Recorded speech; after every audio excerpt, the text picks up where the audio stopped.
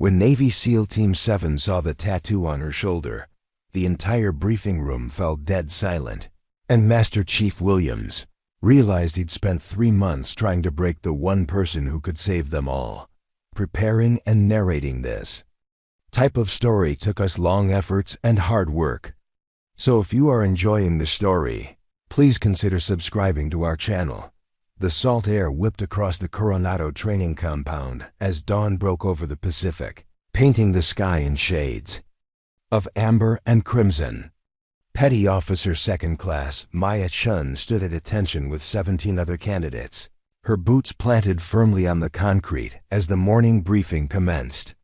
She'd been here for 12 weeks, enduring the most grueling selection process the Navy had to offer, and every sunrise brought the same routine of doubt, dismissal, and determination to prove herself worthy of the trident. Maya had earned her spot through exceptional performance in explosive ordnance disposal and flawless execution during underwater demolition exercises. Her test scores ranked in the top 5%. Her physical fitness evaluations exceeded requirements by significant margins, and her psychological assessments showed the mental fortitude required for special operations. Yet here, surrounded by hardened warriors and career naval personnel, those achievements felt like whispers in a hurricane. Growing up in Portland, Oregon, Maya had learned early that respect was earned through action, not words. Her grandfather, a decorated Marine who served in Vietnam, had died when she was 15, but not before teaching her that strength came in many forms. "Never let them see you break, Maya," he'd told her during one of their last conversations. "Sometimes the strongest steel looks the most delicate before it's tested." Those words had carried her through every challenge since, but in this place, surrounded by men who questioned her presence at every turn, they felt like distant echoes. The antagonism had started the moment she'd walked through the compound gates. Master Chief Petty Officer Derek Williams, a towering figure with 4 combat deployments and a reputation for breaking recruits who couldn't handle the pressure, had made it his personal mission to ensure Maya understood she was an unwelcome experiment in political correctness. Williams commanded respect through intimidation, his voice carrying the authority of someone who'd survived operations that remained classified, and he'd positioned himself as the guardian of SEAL Team purity. "Look what the Diversity Brigade sent us," Williams had muttered that first morning as Maya approached the equipment staging area. "Hope you brought your makeup kit, Chun. These cameras are going to want you looking pretty when they document this historic failure." The surrounding candidates had chuckled, but Maya had learned to keep her expression neutral. Reactions only provided ammunition for future attacks. Williams had perfected the art of systematic undermining. During equipment inspections, he'd discover microscopic flaws in Maya's gear that he'd overlook in others. In tactical planning sessions, he'd assign her to support roles while placing less qualified candidates in leadership positions. When medical evaluations showed her exceeding fitness standards, he'd question the validity of the testing procedures. Every success was minimized, every minor mistake amplified, and every achievement framed as an aberration rather than evidence of capability. The compound itself seemed designed to break spirits. Endless concrete structures housing training facilities, where candidates learned to operate in conditions that simulated the worst possible scenarios. The obstacle courses stretched across acres of unforgiving terrain, demanding not just physical strength but mental resilience. The classrooms where tactical theory was hammered into exhausted minds already pushed beyond normal limits. And through it all, the constant awareness that failure meant returning to regular Navy duties while success meant joining the most elite fighting force in the world. Maya's quarters were sparse and functional, containing only the essentials: a narrow bunk, a footlocker for personal items, and a small desk where she studied operational manuals late into the night. The walls were bare, except for a single photograph of her grandfather in his Marine dress uniform, the same determined expression she saw in her reflection each morning. She'd inherited his eyes, dark and steady, and his ability to find calm. In chaos, the other candidates had formed their own social hierarchy, with Williams' favorites occupying the top tier and Maya firmly relegated to the bottom. During mealtimes, conversations would quiet when she approached tables. Study groups formed without her. When equipment was distributed, she'd find herself last in line, receiving whatever gear remained. The isolation was deliberate and effective, designed to make her feel like an outsider who didn't belong among warriors. Petty Officer First Class Marcus Rodriguez had emerged as Williams' unofficial lieutenant in the campaign against Maya's presence. Rodriguez possessed the kind of natural charisma that made other candidates gravitate toward him, and he'd used that influence to subtly reinforce the narrative that Maya was a liability rather than an asset. "I'm not saying anything against women in combat," Rodriguez would say during informal discussions, his tone carefully measured to sound reasonable. "It's just that when bullets are flying and lives are on the line, you want to know the person beside you earned their place through the same standards as everyone else." The psychological pressure was relentless and multifaceted. During underwater exercises, Maya would find her equipment had been tampered with in ways that weren't immediately obvious, but could prove dangerous during execution. In hand-to-hand combat training, she'd be paired against opponents who'd been specifically instructed to test her limits.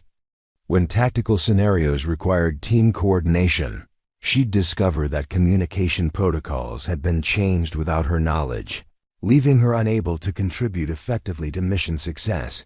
Williams had mastered the art of plausible deniability. Every action could be explained as standard training procedure. Every accident dismissed as the inevitable result of operating under extreme conditions. When Maya's diving regulator malfunctioned during a critical underwater exercise, forcing her to emergency surface and fail the test, Williams shrugged and noted that equipment failures were part of the job. When she was assigned to night watch duty 3 consecutive times while others rotated through easier assignments, he explained that stamina evaluation was continuous and unpredictable. The compound's training facilities were state-of-the-art, featuring everything from mock oil rigs for maritime assault practice to urban warfare simulation areas that replicated Middle Eastern cities down to authentic architectural details. The shooting ranges accommodated weapons from standard issue rifles to exotic ordnance that most military personnel would never encounter. The diving pools were engineered to simulate ocean conditions, complete with artificial currents and variable visibility that could be adjusted to create maximum difficulty. Maya excelled in areas that couldn't be easily sabotaged. Her marksmanship scores consistently ranked among the highest in the class. Her tactical knowledge surpassed many candidates with more field experience, and her ability to remain calm under extreme stress had been noted by multiple instructors. But Williams had ways of minimizing even her most impressive achievements. When she completed an underwater demolition exercise in record time, he questioned whether the explosives had been properly armed. When her navigation skills proved superior during a nighttime land navigation course, he suggested she'd received outside assistance. The other candidates began to internalize Williams' narrative about Maya's presence. Conversations would stop when she entered rooms, not out of respect but out of uncertainty about how to interact with someone whose qualifications were constantly being questioned by their primary instructor.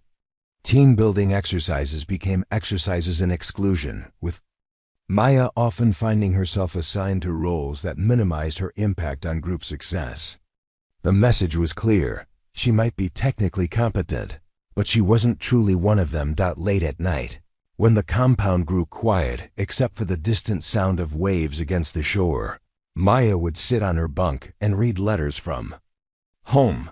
Her younger sister Sarah wrote about college life and complained about professors who didn't understand her potential. Her mother shared news about the restaurant she managed and asked when Maya might be able to visit. These connections to the outside world provided emotional sustenance, But they also reminded her how far she'd traveled from everything familiar to prove herself in a place that seemed determined to reject her. The physical demands of SEAL training were legendary, but Maya had prepared for those challenges.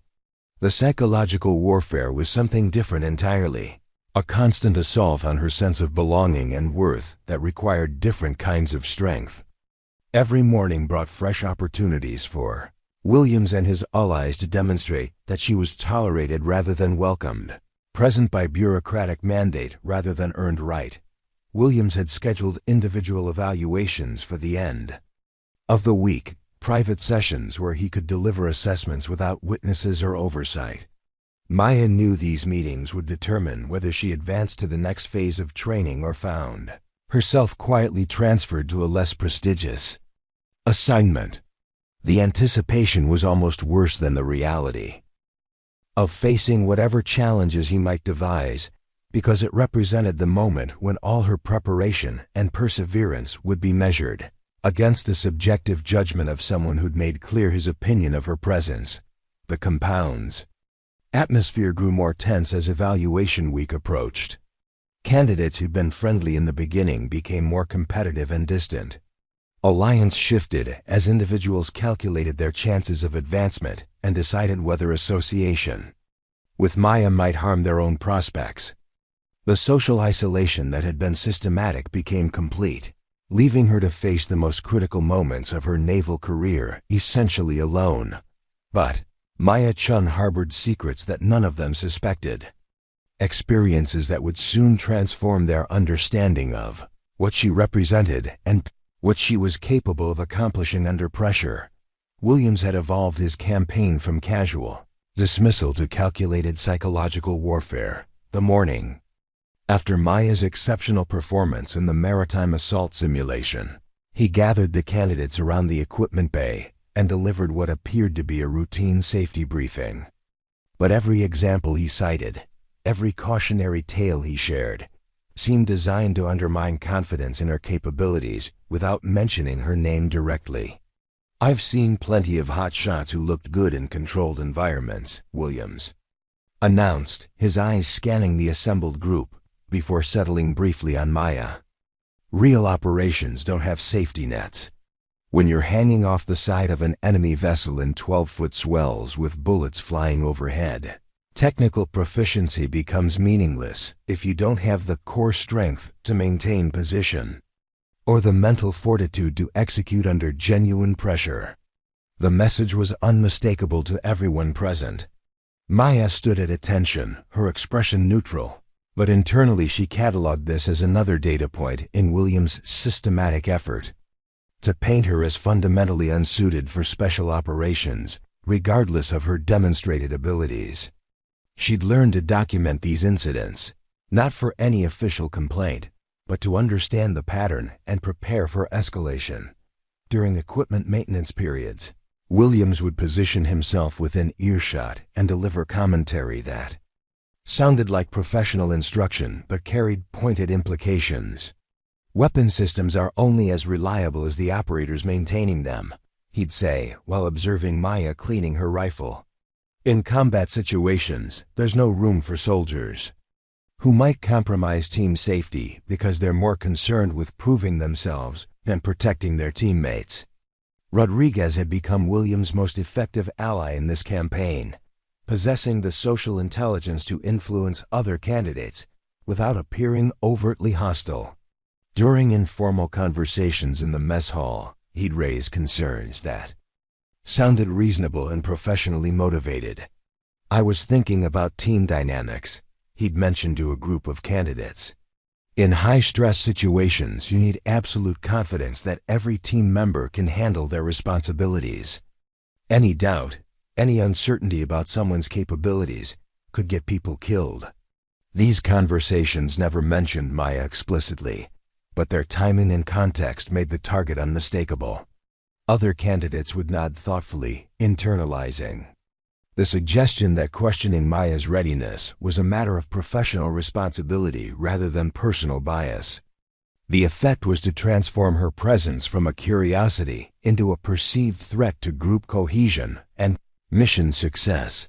Williams had also begun manipulating training assignments to create scenarios where Maya's isolation became more pronounced.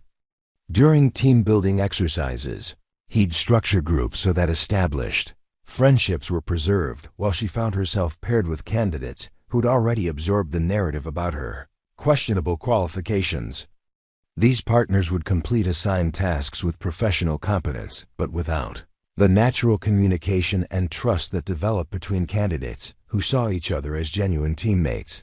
The compound's routine provided numerous opportunities for subtle sabotage that couldn't be easily detected or reported. Maya's workout schedule would be mysteriously altered, forcing her to use equipment during off-peak hours when mechanical problems were more likely to occur. Her assignment to cleaning duties would extend longer than others, cutting into study time and creating the appearance that she couldn't manage basic responsibilities efficiently. Her access to certain training materials would be delayed due to administrative oversights that somehow never affected other candidates. Williams had mastered the art of public humiliation disguised as instructional opportunity. During tactical planning sessions, he'd pose hypothetical scenarios that seemed designed to highlight potential weaknesses in Maya's background. Chun, you're leading a team insertion onto a hostile oil platform. Your teammate takes shrapnel to the leg and can't swim. You're 70 meters from the extraction point with enemy reinforcements approaching. Walk me through your decision-making process. The scenarios were always complex enough that any answer could be criticized, and Williams would dissect her responses with the kind of detailed analysis that exposed every possible flaw while ignoring the strategic soundness of her overall approach. Other candidates would receive similar questions, but their answers would be acknowledged with brief nods before moving on to the next topic. Maya's responses became extended teaching moments where Williams could demonstrate the kind of thorough evaluation that separated qualified operators from individuals who might appear competent but lacked true readiness. The psychological pressure extended beyond formal training hours. Maya would discover that her personal items had been searched under the pretext of security inspections, with contents rearranged in ways that suggested her privacy was considered less important than other candidates. Her mail delivery would be delayed, creating the impression that outside support was unreliable or that she was somehow less deserving of regular communication with family and friends. Williams had recruited other instructors into his campaign. Through subtle suggestions about maintaining standards and protecting team integrity. During evaluation meetings that Maya wasn't privy to, he'd express concerns about the political pressure to advance unqualified candidates and the importance of objective assessment regardless of external expectations. These conversations planted seeds of doubt that influenced how other staff members interpreted Maya's performance, creating a broader institutional bias that extended beyond Williams' direct influence. The training scenarios became increasingly demanding, but the challenges Maya faced went beyond the standard physical and mental tests. During underwater exercises, she'd find that her assigned equipment hadn't been properly maintained, forcing her to identify and compensate for malfunctions while completing time-sensitive tasks. In hand-to-hand combat training, she'd be matched against opponents who'd received specific briefings about exploiting psychological pressure during physical confrontation. Rodriguez had perfected the art of concerned mentorship, approaching other candidates with observations that sounded like professional guidance. I've been watching team dynamics during exercises, he'd mentioned to influential members of the group. Cohesion is everything in special operations. When one person doesn't mesh with the group culture, it creates vulnerabilities that enemies can exploit. We need to think about whether individual qualifications matter more than collective effectiveness. These conversations had their intended effect. Candidates who'd initially been neutral, or even supportive of Maya's presence, began to question whether her success would come at the expense of team performance.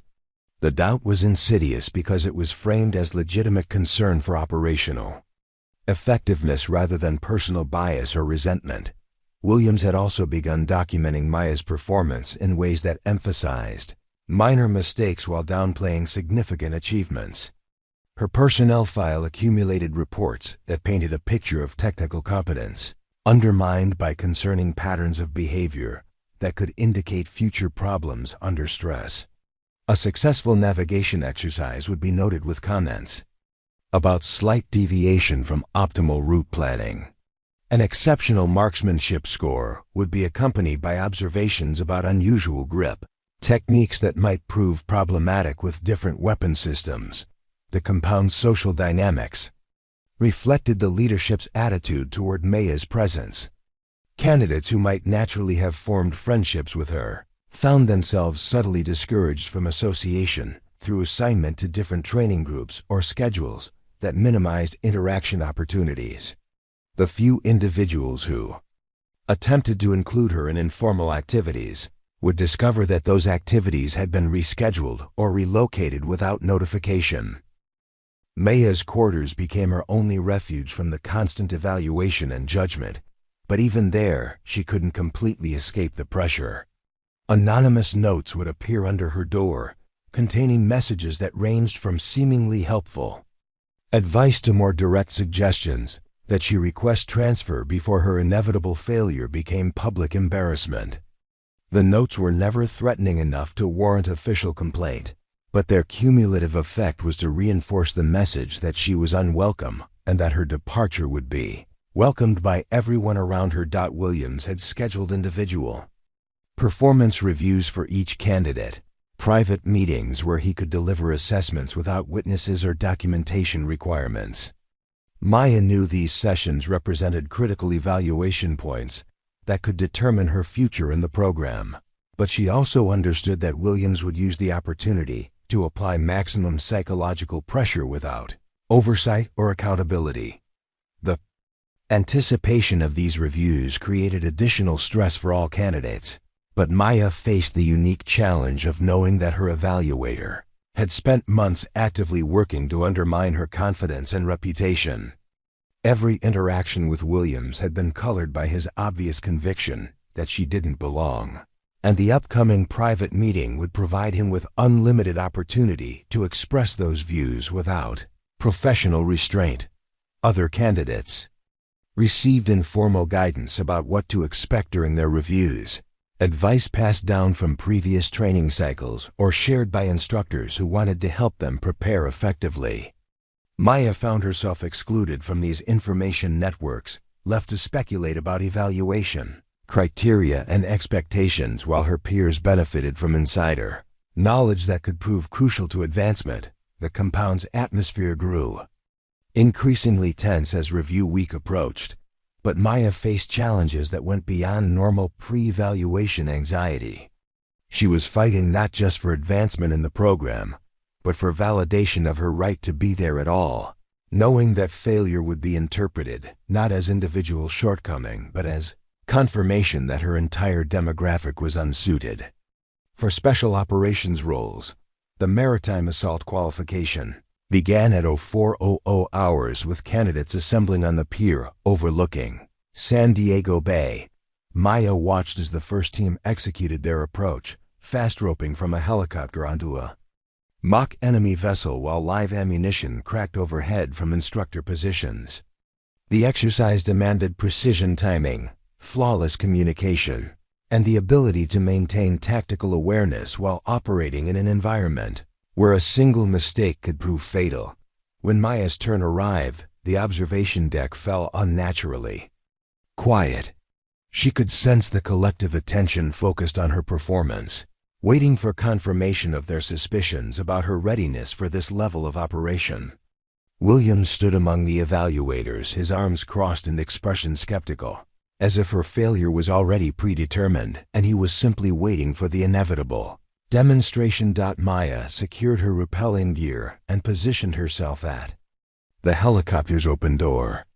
The pilot gave the signal, and she descended through salt spray and rotor wash toward the deck of the target vessel.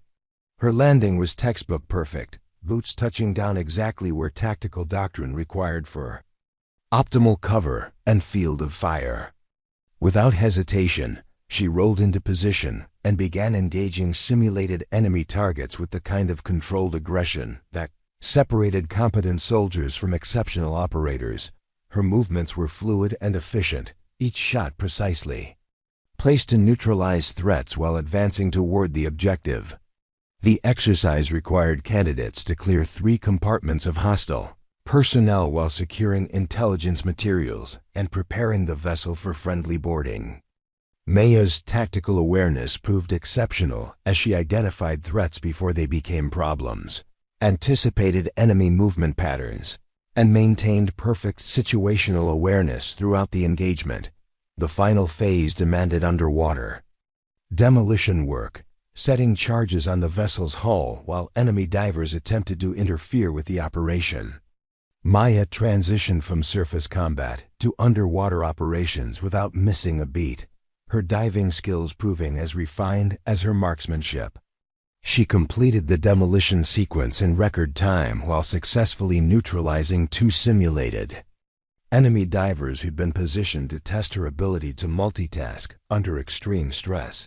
When the exercise concluded, Maya had achieved the highest score of any candidate in the current training cycle.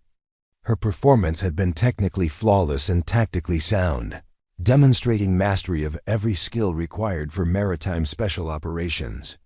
The silence from the observation deck stretched longer than natural as evaluators processed what they'd witnessed. Williams stepped forward with the kind of measured pace that suggested he was formulating his response carefully. "Acceptable performance, Chun," he announced, his voice carrying across the pier. "Though I notice you deviated from standard entry protocol during the helicopter insertion. In real combat situations, improvisation can get your teammates killed."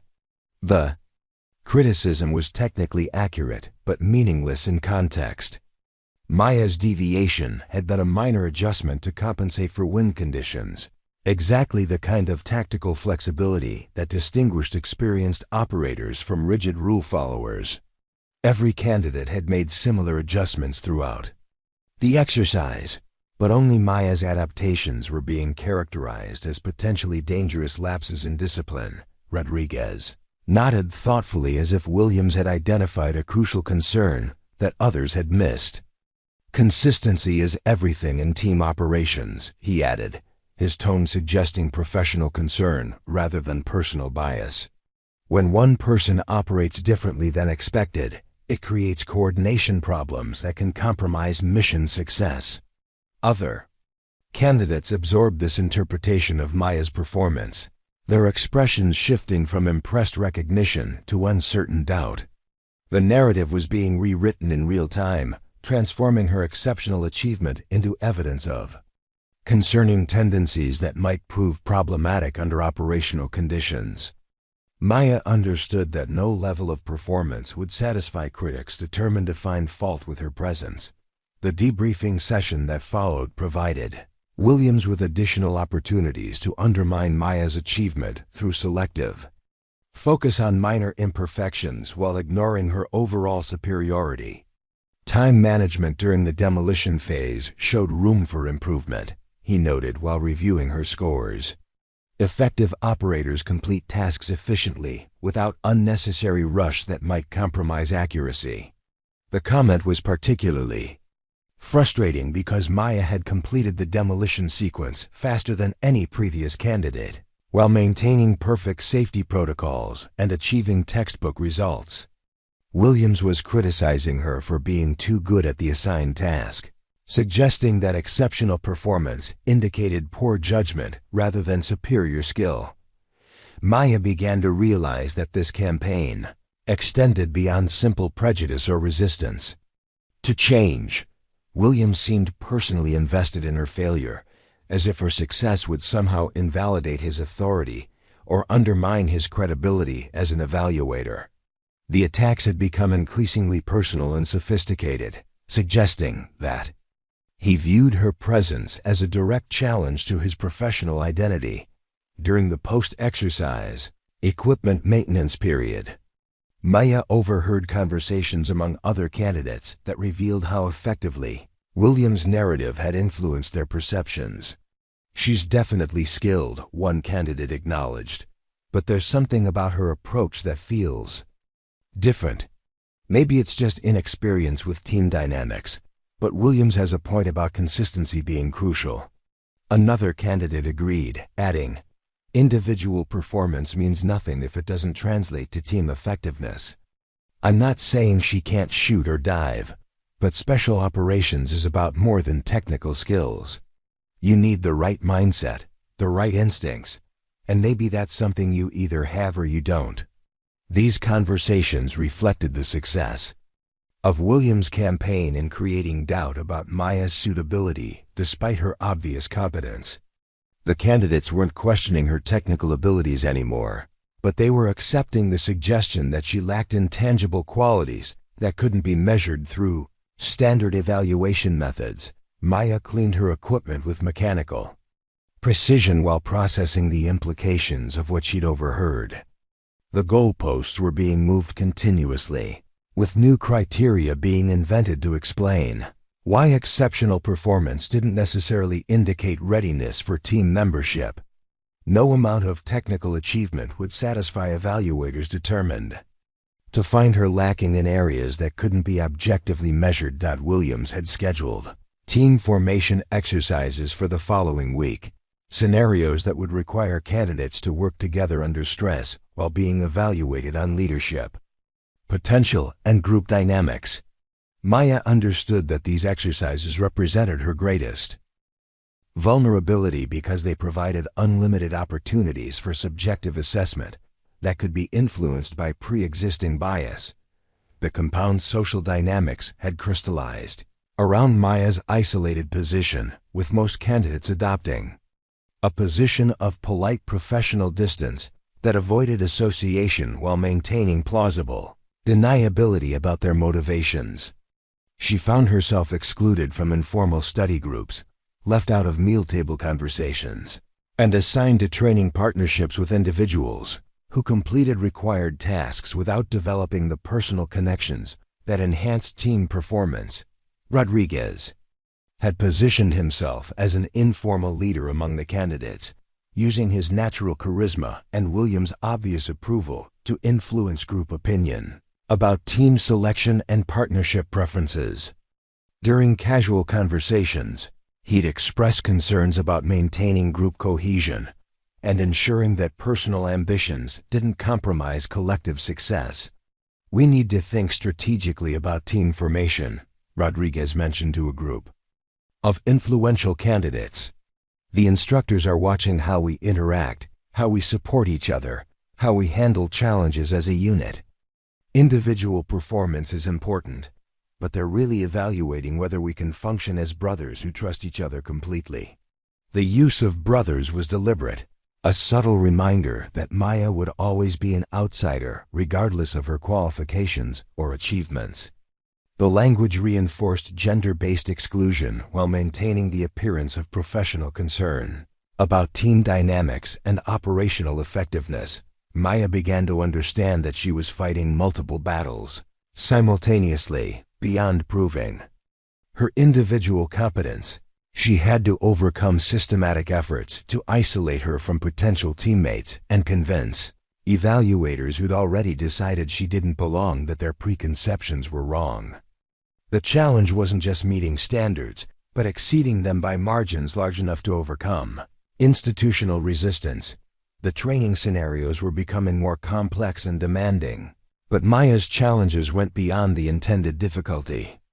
During night navigation exercises, she discovered that her equipment had been subtly sabotaged in ways that wouldn't be immediately obvious but could prove dangerous during execution. In team communication drills, she'd find that radio frequencies had been changed without notification, leaving her unable to coordinate effectively with other participants. Williams had recruited additional staff members into his campaign through careful manipulation of their professional concerns about maintaining standards and avoiding political pressure. During instructor meetings that Maya wasn't aware of, he'd express worries about external influences compromising the selection process and the importance of objective evaluation, regardless of demographic considerations. These conversations created a broader institutional bias that influenced how multiple evaluators interpreted Maya's performance, ensuring that Williams' perspective would be reinforced by seemingly independent assessments from other staff members. The effect was to transform his personal animosity into official institutional opinion about her suitability for advancement. Maya's individual performance reviews were scheduled for the end of the week, private sessions where Williams would have unlimited opportunity to apply psychological pressure without witnesses or oversight. She knew these meetings represented critical evaluation points that could determine her future in the program, but she also understood that Williams would use them to deliver his most devastating attacks on her confidence and resolve. The anticipation created additional stress, but Maya had begun to suspect that her background contained elements that Williams and the other candidates didn't understand. Soon, circumstances would arise that would force her to reveal capabilities and experiences that would transform their entire understanding of who she was and what she represented. Williams had perfected his psychological campaign into something far more dangerous than casual harassment. By week 8, his methods had evolved into systematic character assassination disguised as professional evaluation. During morning briefings, he would analyze recent training exercises with clinical precision, using Maya's performance as cautionary examples of how technical competence could mask fundamental unsuitability for special operations. Yesterday's urban warfare simulation revealed concerning patterns. Williams announced to the assembled candidates, his voice carrying the authority of someone whose assessments carried weight with senior command. We observed instances where individual initiative superseded team coordination protocols. In real combat situations, operators who prioritize personal achievement over unit cohesion create vulnerabilities that enemy forces will exploit ruthlessly. Maya had led her team to the exercise's best completion time while achieving all tactical objectives without casualties, but Williams was reframing her leadership success as evidence of dangerous self-interest. The other candidates listened intently as their primary instructor explained why exceptional performance might actually indicate character flaws that could prove fatal in operational environments. Rodriguez had become Williams' most effective weapon in this campaign, possessing the social intelligence to influence peer opinion through seemingly casual observations that reinforced official narratives. During equipment maintenance periods, he would position himself where multiple candidates could overhear his conversations with trusted teammates about team dynamics and selection criteria. I've been thinking about what separates good operators from great ones, Rodriguez mentioned while cleaning his rifle near a group of influential candidates. Technical skills are important, but the best teams are built on instinctive trust. When you're breaching a door or extracting under fire, you need to know absolutely that your teammates' decisions will align with yours without discussion or hesitation. The implication was unmistakable without being explicitly stated. Maya's different approach to problem solving, her tendency to find innovative solutions rather than following established protocols exactly, was being characterized as evidence that she couldn't be trusted to think like a team member when situations demanded instant coordination. Williams had also begun manipulating training assignments to create scenarios where Maya's isolation would become more pronounced and psychologically damaging. During partner-based exercises, he would pair her with candidates who had already absorbed negative impressions about her reliability, ensuring that these partnerships would lack the natural communication and mutual support that developed between soldiers who respected each other's capabilities. The compound's advanced training facilities provided numerous opportunities for subtle sabotage that couldn't be easily detected or officially reported. Maya's diving equipment would develop mysterious malfunctions that weren't obvious during pre-exercise inspections, but would become apparent underwater when failure could prove dangerous. Her assigned weapons would be those that had recently returned from maintenance with slight calibration issues that would affect accuracy during crucial qualification shoots. Williams had mastered the art of creating documentation that painted Maya as technically proficient, but psychologically unsuited for team operations. Her personnel file accumulated reports that emphasized minor procedural variations while downplaying exceptional results, creating an official record that would support negative evaluation decisions, regardless of her continued superior performance. During tactical planning sessions, Williams would assign Maya to leadership roles in scenarios specifically designed to highlight potential weaknesses in her background or experience. These exercises would involve complex multi-team coordination under extreme time pressure, where any decision could be criticized as either too aggressive or insufficiently decisive, depending on the outcome. Chun, you're leading a 4-team assault on a fortified position, Williams announced during one particularly challenging briefing. Intelligence indicates 50 hostile personnel with heavy weapons and possible chemical agents. Your teams have different specializations and limited communication capabilities. You have 30 minutes to plan insertion, assault, and extraction phases. Begin. The scenario was designed to be virtually impossible to execute flawlessly, providing Williams with abundant material for criticism regardless of Maya's tactical decisions. When she prioritized casualty minimization over speed of execution, he questioned her aggressiveness. When she emphasized rapid movement to maintain surprise, he criticized her attention to safety protocols. Every choice became evidence of questionable judgment that might prove problematic under actual combat conditions. The other candidates observed these sessions with growing doubt about Maya's suitability for team membership. Williams' constant criticism was having its intended effect, creating an atmosphere where her presence was viewed as a liability rather than an asset. Even candidates who initially respected her technical abilities began to question whether association with her might harm their own prospects for advancement. Maya's individual performance remained exceptional by any objective measure, but Williams had succeeded in creating subjective evaluation criteria that couldn't be satisfied through technical excellence alone. She was being judged on intangible qualities like team instinct and operational temperament that could be interpreted negatively regardless of her actual performance or behavior. The compound social dynamics reflected this institutional bias, with Maya finding herself increasingly isolated from informal networks that provided emotional support and practical information about program expectations. Study groups formed without her inclusion. Meal conversations quieted when she approached, and training partnerships were arranged to minimize her integration with potential teammates. Williams had recruited other instructional staff into his campaign through careful manipulation of their professional concerns about maintaining selection standards under political pressure.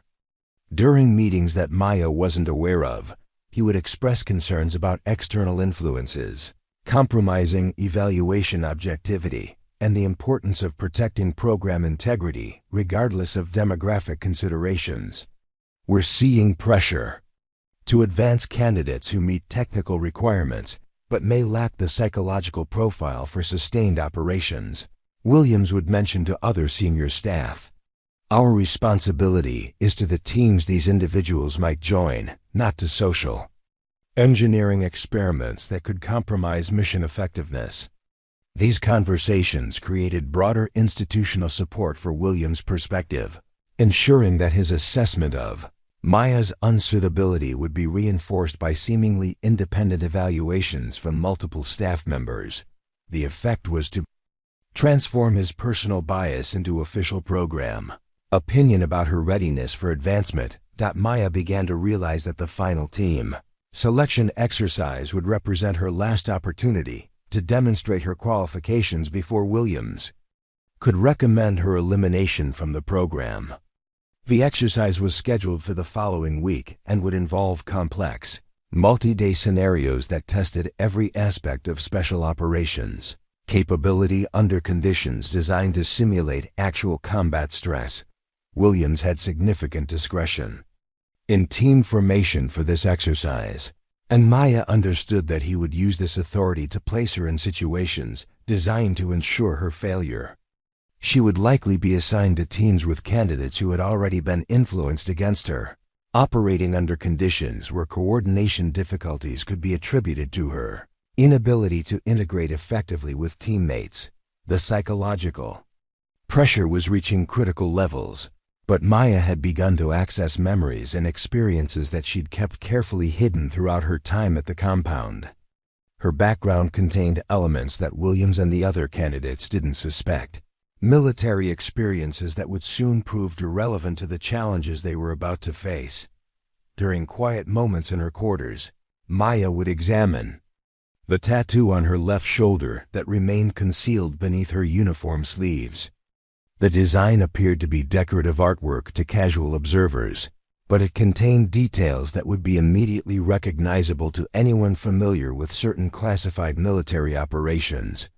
She'd been careful to ensure that the tattoo remained hidden throughout her time at the compound, understanding instinctively that its revelation could change everything about how others perceived her. Qualifications and background. Williams had announced that the final selection exercise would take place in a classified training facility located in the Nevada desert, where teams would operate under realistic combat conditions with minimal safety oversight. The scenario would involve multiple phases of operation over 72 hours, testing not just individual technical skills, but sustained performance under extreme stress and genuine danger.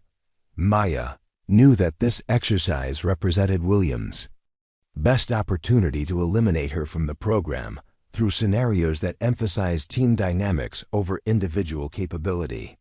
She also understood that the remote location and minimal oversight would provide him with maximum freedom to engineer situations that could be explained as natural consequences of her inability to function effectively as part of a team.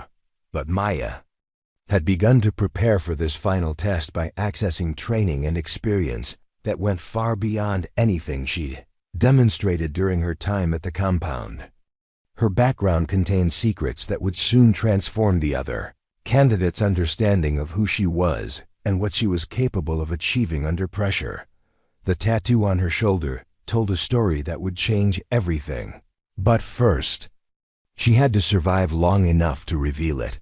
The Nevada training facility materialized from the desert heat like a mirage, its collection of concrete structures and observation towers stretching across 30 square miles of unforgiving terrain.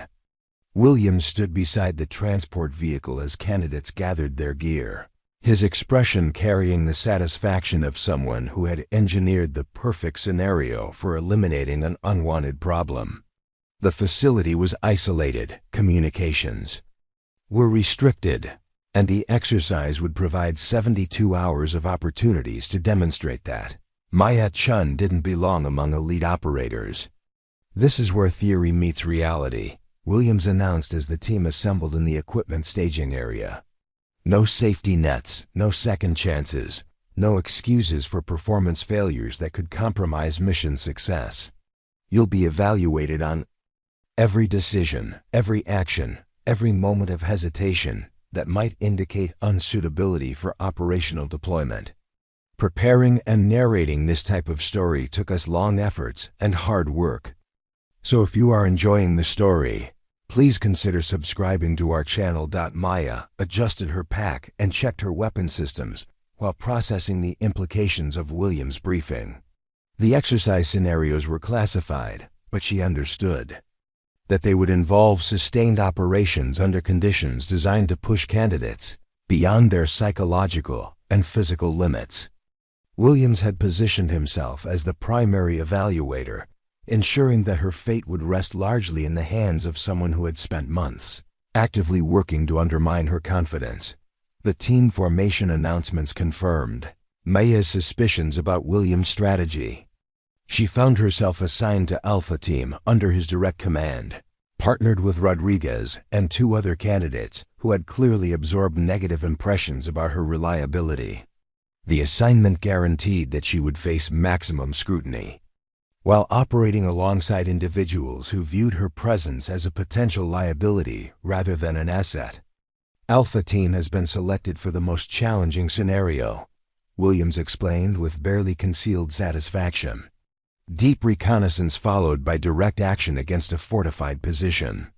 72 hours of sustained operations with minimal resupply and no external support. This mission will test every aspect of special operations capability under conditions that simulate actual combat deployment. Rodriguez nodded with apparent professional enthusiasm, but Maya could see the calculation behind his expression. He understood that this assignment provided the perfect opportunity to document her failures under extreme stress while positioning himself as the reliable alternative that evaluators should recognize for advancement. The other team members, Petty Officer Davis and Corporal Martinez, seemed nervous about being associated with Maya but resigned to following Williams' leadership regardless of their personal concerns. The mission briefing revealed the exercises, complexity, and danger. Alpha Team would infiltrate a 20-square-mile area controlled by opposing forces, establish observation posts overlooking 3 separate facilities, and then coordinate a simultaneous assault designed to neutralize high-value targets while securing intelligence materials. The scenario included live ammunition, realistic explosive devices, and opposing forces trained to resist with tactics that mimicked actual enemy capabilities. Williams outlined the rules of engagement with particular emphasis on team coordination, requirements, and communication protocols. Any deviation from established procedures would result in immediate evaluation downgrade, and individual initiative that compromised team effectiveness would be considered evidence of unsuitability for advancement. The message was clear. Maya's tendency toward innovative problem-solving would be characterized as dangerous insubordination. If she attempted to adapt tactics to changing circumstances, Maya studied the topographical maps and intelligence briefings, while her teammates planned their approach routes and contingency procedures. The terrain was mountainous and exposed, offering limited concealment during movement phases and requiring precise timing to avoid detection by opposing forces equipped with advanced surveillance technology. The mission demanded exceptional fieldcraft skills, perfect tactical coordination, and the ability to maintain operational effectiveness under sustained stress. Rodriguez had positioned himself as the team's unofficial second-in-command, using his rapport with Williams to influence planning decisions and establish himself as the primary alternative to Maya's input during tactical discussions. When she suggested modification to their approach route that would provide better concealment at the cost of additional travel time, Rodriguez immediately raised concerns about schedule adherence and mission timing. Time management is critical. In this scenario, Rodriguez noted while reviewing their movement plan, delayed insertion could compromise the synchronized assault phase and create coordination problems with other teams. We need to prioritize schedule adherence over minor tactical advantages that might not prove significant under actual conditions. Williams nodded approvingly at Rodriguez's analysis while dismissing Maya's tactical suggestion without detailed consideration. The pattern was familiar but particularly frustrating given the exercise's importance and the obvious superiority of her proposed route. She was being set up to fail through systematic rejection of her professional input, regardless of its tactical soundness or operational relevance. The equipment distribution process provided additional opportunities for subtle sabotage that couldn't be easily detected or officially reported. Maya's assigned communication equipment was functional but had battery issues that weren't apparent during initial testing. Her night vision devices worked properly, but had been adjusted to slightly different settings than standard configuration. Her assigned weapon had recently returned from maintenance with minor modifications, that would affect accuracy during precision shooting. Requirements. Williams had scheduled team departure for sunset, ensuring that the initial movement phase would occur during low light conditions that increased navigation difficulty and created additional opportunities for coordination problems. Maya understood that any mistake during this phase would be attributed to her inability to function effectively as part of a team. Regardless of the underlying causes or circumstances, the opposing forces for this exercise were drawn from active duty special operations personnel who understood that their role involved realistic resistance designed to test candidate capabilities under genuine stress. They would employ actual military tactics, use live ammunition in designated scenarios, and attempt to capture or eliminate infiltrating teams through methods that simulated real combat encounters. Maya's teammates completed their final equipment checks with professional efficiency, but without the natural communication and mutual support that characterized effective teams. Rodriguez had succeeded in creating an atmosphere where her presence was tolerated rather than welcomed, accepted as an unavoidable burden rather than valued as a tactical asset. The psychological isolation was complete, even though she remained physically integrated with the team. During the final briefing phase, Williams delivered individual assessments that seemed designed to reinforce existing team dynamics rather than provide useful guidance for mission execution. Maya received cautionary advice about following established protocols and maintaining team coordination, while Rodriguez was praised for his leadership potential and tactical awareness. The differential treatment was obvious to everyone present, but couldn't be officially challenged without appearing defensive or unprofessional. Maya began to access memories and training experiences that she had kept carefully concealed throughout her time at the compound. Her background contained military service that went far beyond anything she had revealed during the selection process. Combat experience that was classified at levels that prevented inclusion in standard personnel files.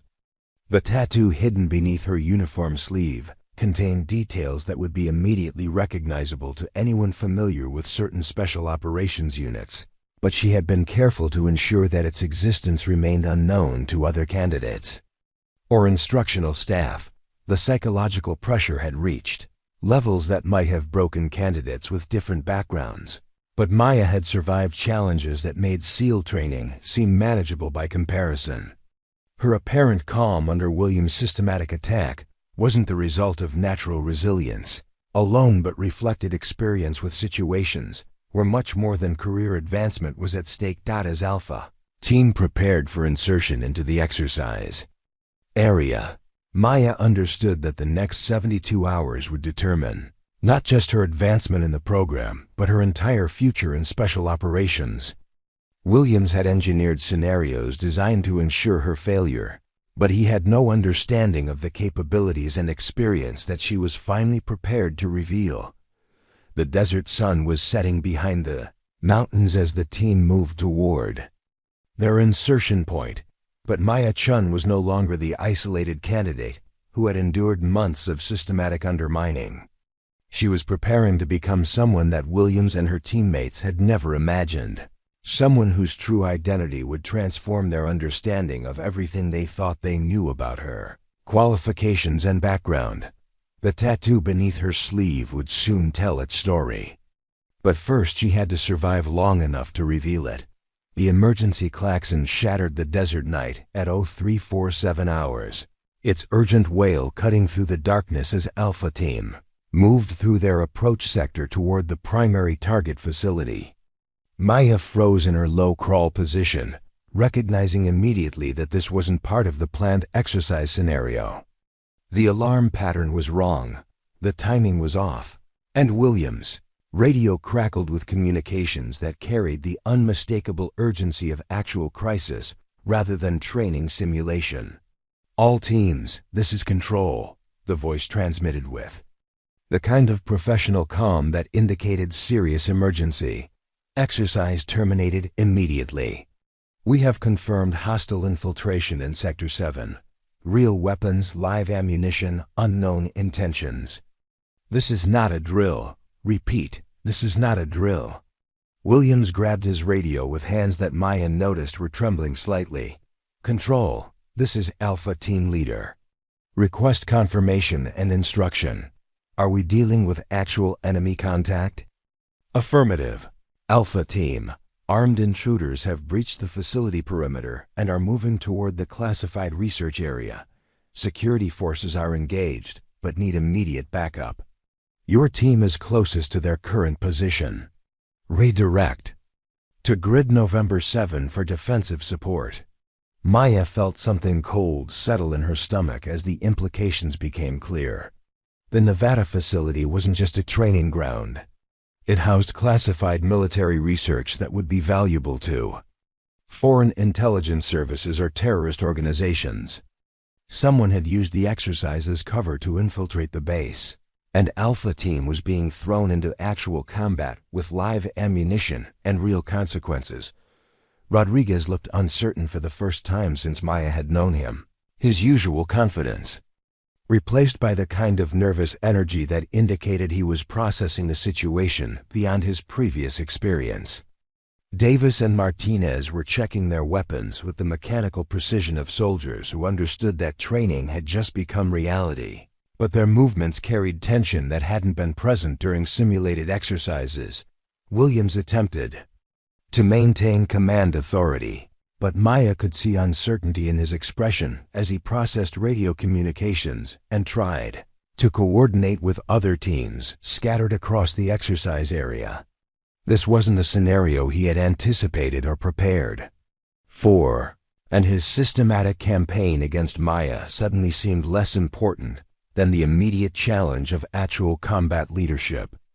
Alpha Team, adjust heading to intercept hostile forces before they reach the research facility. Williams ordered, his voice carrying forced confidence. Chun, you're on communications.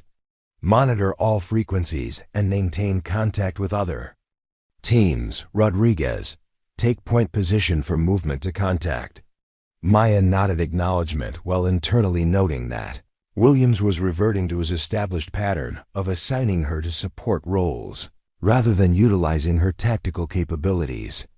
But as she adjusted her radio equipment and began monitoring communication traffic, she realized that her access to information from across the operation would provide strategic advantages that Williams didn't understand.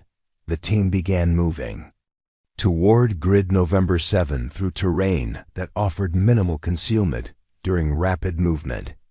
Maya could hear gunfire in the distance, the distinctive crack of automatic weapons that indicated the security forces were already engaged with hostile personnel. The sound was getting closer, suggesting that the intruders were advancing toward their objective despite resistance from facility defenders. Williams had taken the lead position despite his assignment of Rodriguez to point duties, apparently unable to delegate command authority even under emergency conditions. His movement through the rocky terrain was competent but cautious, reflecting training doctrine rather than the kind of aggressive advance that the tactical situation demanded. Maya could see that his hesitation was costing them time while armed intruders moved closer to their objective. Rodriguez followed Williams closely, maintaining visual contact but showing signs of stress that hadn't been apparent during training exercises. His breathing was elevated, his weapon handling was rigid rather than fluid, and his tactical awareness seemed focused on Williams' reactions rather than environmental threats. Maya began to understand that neither of her teammates had significant combat experience beyond training scenarios. Davis and Martinez brought up the rear, their positions appropriate for security during movement, but their overall demeanor suggesting uncertainty about how to adapt training procedures to actual combat conditions. Maya monitored their communications and movement patterns while processing radio traffic from other teams across the facility, building a tactical picture that was more complete than what her team leader possessed. The radio traffic painted a concerning picture of the overall situation. Security forces were reporting multiple hostile contacts with sophisticated equipment and training that exceeded typical criminal or terrorist capabilities. The intruders were using military-grade weapons and tactical communication systems, suggesting professional rather than amateur operation. Most critically, they were advancing systematically toward the classified research facility despite organized resistance. Maya's training kicked in automatically, but it wasn't the training she had demonstrated. During SEAL selection, her movements became more fluid and purposeful. Her tactical awareness expanded to encompass threats and opportunities that her teammates weren't recognizing, and her decision-making process accelerated to the speed required for combat operations. Rather than training exercises, Williams was attempting to coordinate with control when the first shots cracked from the ridgeline above their position. Maya hit the ground before the others even processed what was happening, her combat instincts responding faster than conscious thought. She'd identified the shooter's position and assessed the tactical situation while her teammates were still reacting to the initial surprise of enemy contact. Sniper, 11 o'clock, approximately 400 meters. Maya called out while already moving to establish a firing position. 2 additional contacts flanking from the right. They're trying to pin us down while the main force advances on the facility. Williams scrambled for cover behind a rocky outcrop, his radio communication becoming fragmented as he tried to report contact while coordinating team response.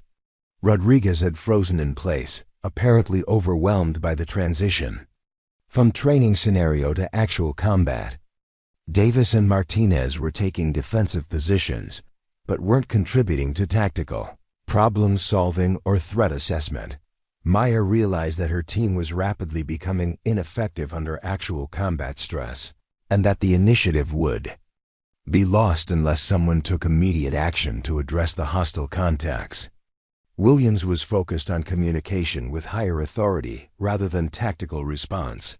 Rodriguez was paralyzed by uncertainty, and the other team members were waiting for clear direction that wasn't forthcoming. The second volley of enemy fire was more accurate, with rounds impacting close enough to spray rock fragments across their position.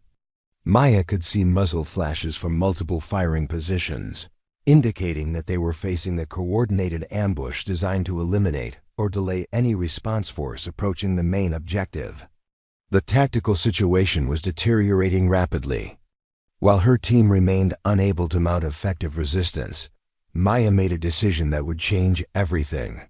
She began moving with the kind of controlled aggression that reflected extensive combat experience, utilizing cover and concealment, techniques that went far beyond SEAL training doctrine. Her approach to the tactical problem demonstrated familiarity with unconventional warfare methods and special operations procedures that weren't part of standard military curriculum. Williams looked up from his radio to see Maya advancing toward enemy positions through a movement pattern that seemed impossible given the available terrain and hostile fire. Her tactical approach was flawless but unconventional, suggesting training and experience that he had never suspected during months of systematic evaluation and criticism. "Chen, what the hell are you doing?" Williams shouted, but Maya was already beyond voice communication range and moving with purpose that indicated she had assumed tactical command regardless of official hierarchy. Rodriguez watched in amazement as Maya demonstrated capabilities that transformed his understanding of her background and qualifications. Her movement under fire was professional-level competent. Her tactical decision-making was faster and more accurate than anything he had witnessed during training, and her overall approach to combat operations suggested experience that went far beyond anything she had revealed during the selection process. Davis grabbed Martinez's arm and pointed toward Maya's position. "Did you see that movement? That's not standard training. Where did she learn to operate like that?" The question would soon be answered when circumstances forced Maya to reveal the truth about her background, the tattoo hidden beneath her uniform, and the classified military service that would explain everything Williams and the other candidates thought they knew about her. qualifications and readiness for special operations. Maya moved through the hostile fire with lethal precision that defied everything Williams thought he knew about her capabilities. Her approach wasn't reckless aggression but calculated violence, each movement designed to minimize exposure while maximizing tactical advantage. She bounded from cover to cover using techniques that weren't taught in standard SEAL training, methods that reflected specialized instruction in unconventional warfare and direct action operations. The first hostile shooter never saw her coming. Maya's angle of approach utilized dead space in his field of vision while positioning her for a shot that would eliminate the threat without alerting other enemy positions. Her rifle cracked once, and the sniper who had been pinning down Alpha Team dropped silently from his elevated position 400 meters away. Williams stared through his scope, unable to process what he was witnessing. The shot had been technically impossible given the range, wind conditions, and tactical circumstances, yet Maya had executed it with casual competence that suggested this level of marksmanship was routine rather than exceptional. Rodriguez lowered his weapon, his mouth hanging open as he tried to reconcile this demonstration with months of dismissive assumptions about her capabilities. But Maya wasn't finished. The flanking contacts had revealed their positions when they attempted to engage her during her advance, and she was already repositioning to address the remaining threats. Her movement pattern indicated she had identified all enemy positions simultaneously and was executing a tactical plan that would neutralize them systematically without allowing coordination or mutual support. The second hostile contact attempted to relocate when he realized his teammate had been eliminated, but Maya had anticipated his movement and was already tracking his probable route through her scope. Her second shot echoed across the desert, and the enemy flanker tumbled down the rocky slope, his weapon clattering away across the stones. Davis grabbed Martinez's shoulder, his voice urgent with disbelief. "That's not possible. Nobody shoots like that under combat stress. What the hell is she?" The third enemy contact, realizing that his entire team was being systematically eliminated by a single operator, broke cover and attempted to flee toward the main facility. Maya tracked his movement with mechanical precision, leading him perfectly as he bounded across the exposed terrain. Her third shot dropped him mid-stride, the impact spinning him around before he collapsed motionless on the desert floor. Silence fell across the battlefield, broken only by the distant sound of gunfire from other sectors, where security forces continued engaging the main hostile force. Maya rose from her firing position and began moving back toward Alpha Team's location, her weapon held ready but her demeanor calm and controlled. Williams approached slowly, his expression a mixture of shock and something approaching fear. "Chun, how did you ... Where did you learn to shoot like that?" Maya looked at him directly for the first time in months without the defensive posture that had characterized all their previous interactions. When she spoke, her voice carried authority that hadn't been present during training exercises, confidence that reflected experience rather than bravado. "Master Chief, we need to move immediately toward the main facility," she said, completely ignoring his question. "The radio traffic indicates security forces are being overwhelmed, and the primary objective is still under threat. We can discuss my background after we complete the mission." Rodriguez stepped forward, his usual confident demeanor replaced by uncertain respect.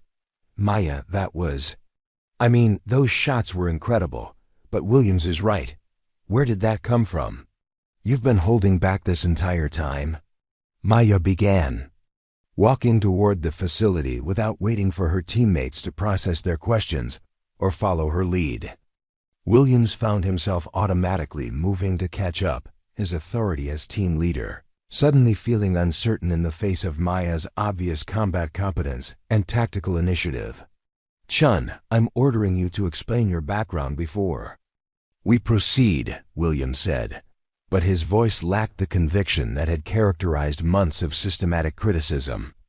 Maya had demonstrated capabilities that exceeded anything he had achieved during his own combat deployments, and his previous assumptions about her qualifications were crumbling rapidly. Maya stopped abruptly and turned to face the entire team. Her expression was serious but not hostile, professional rather than emotional. When she reached for her left sleeve and began rolling it up, Williams felt a premonition that whatever she was about to reveal would change everything about their understanding of who she was.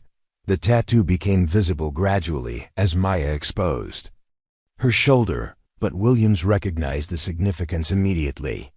The design wasn't decorative artwork, but a unit insignia that was classified at levels, requiring special security clearance to acknowledge. The intricate details included symbols that identified specific operations and deployment histories that weren't documented in standard personnel files. Rodriguez stared at the tattoo with growing comprehension, his tactical knowledge sufficient to recognize elements that indicated special operations service far beyond conventional military training.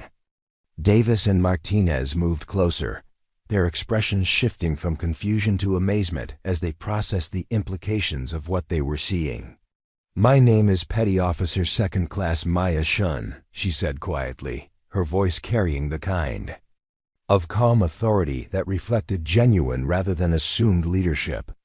"But for the past 4 years, I was Staff Sergeant Chun, Delta Force, Detachment Alpha, classified operations in Syria, Afghanistan, and 3 other locations that remain compartmentalized."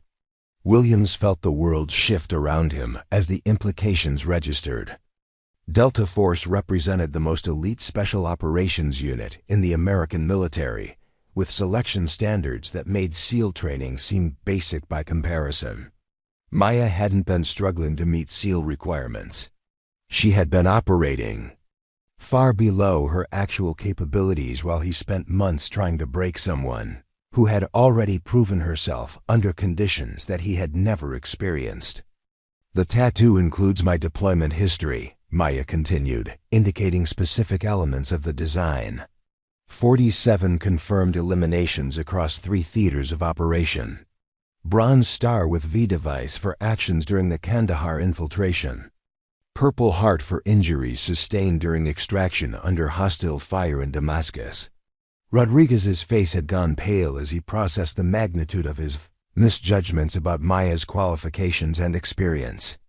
Every criticism he had voiced, every concern he had raised about her readiness for team operations, had been based on fundamental ignorance about her actual background and capabilities. "The reason my records don't reflect this service is compartmentalization requirements," Maya explained. "Delta Force operations are classified at levels that prevent inclusion in standard personnel files. My SEAL application was processed under a cover identity that shows conventional naval service, without special operations experience." Williams struggled to find words that could address the catastrophic error in judgment he had made. Maya wasn't an unqualified candidate who needed protection from standards that might break her. She was an experienced operator who had been enduring systematic harassment from someone whose own experience paled in comparison to her proven combat record. "Why didn't you tell us?" Davis asked, his voice reflecting the shock that all team members were experiencing. Maya's expression softened slightly, showing the first hint of the isolation and frustration she had endured throughout the selection process. "Because the mission required that I maintain my cover identity. I was sent here to evaluate SEAL training procedures and assess whether they adequately prepare operators for the kind of threats we're currently facing." The radio crackled with urgent communication from control, interrupting the team's processing of Maya's revelation. "Alpha Team, security forces are reporting critical situation at the main facility. Hostile forces have breached inner perimeter and are advancing on classified research areas. Your team is designated primary response. Time is critical." Maya immediately shifted back into operational mode, her personal revelations taking secondary priority to mission requirements. "Master Chief, with respect, I'm assuming tactical command of this team. My experience with this type of operation exceeds anyone else present, and the situation requires immediate action rather than extended discussion." Williams looked at Rodriguez, Davis, and Martinez, seeing his own shock reflected in their expressions. Everything they thought they knew about team dynamics, leadership qualifications, and operational readiness had been turned completely upside down. Maya wasn't the weak link they needed to protect or eliminate. She was the most qualified operator any of them had ever served alongside. "What are your orders?" Williams asked, his voice carrying genuine respect for the first time since Maya had arrived at the compound. Maya studied the tactical situation through her scope while formulating a plan that would utilize each team member's actual capabilities, rather than Williams' prejudiced assumptions about their relative qualifications.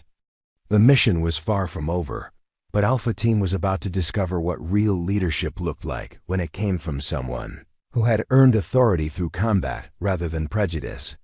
"We're going to end this," Maya said simply, her voice carrying the confidence of someone who had successfully completed missions far more dangerous than anything her teammates had ever imagined. Maya's tactical assessment of the facility assault was complete within minutes, her combat experience allowing her to process intelligence from multiple sources while formulating a plan that utilized each team member's actual capabilities rather than preconceived assumptions about their limitations. Williams watched in amazement as she coordinated with control, analyzed enemy movement patterns, and issued orders with the kind of natural authority that he had spent months trying to undermine. The hostile force consists of 8 personnel.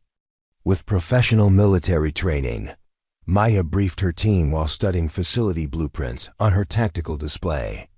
They've bypassed outer security and are currently advancing through Section C toward the classified research area. Security forces have established a defensive perimeter, but lack the training necessary to prevent penetration of inner facilities. Rodriguez positioned himself to Maya's right, his previous assumptions about leadership hierarchy completely abandoned in favor of learning from someone whose qualifications exceeded anything he had previously encountered. Davis and Martinez flanked the briefing position, their attention focused completely on tactical details rather than the personal dynamics that had dominated team interactions for months. Williams found himself taking notes as Maya outlined their approach strategy, recognizing that he was receiving instruction from an operator whose experience made his own combat deployments seem like basic training exercises. The reversal in team dynamics was complete and irreversible, but his concern about personal authority had been overwhelmed by professional respect for Maya's demonstrated competence.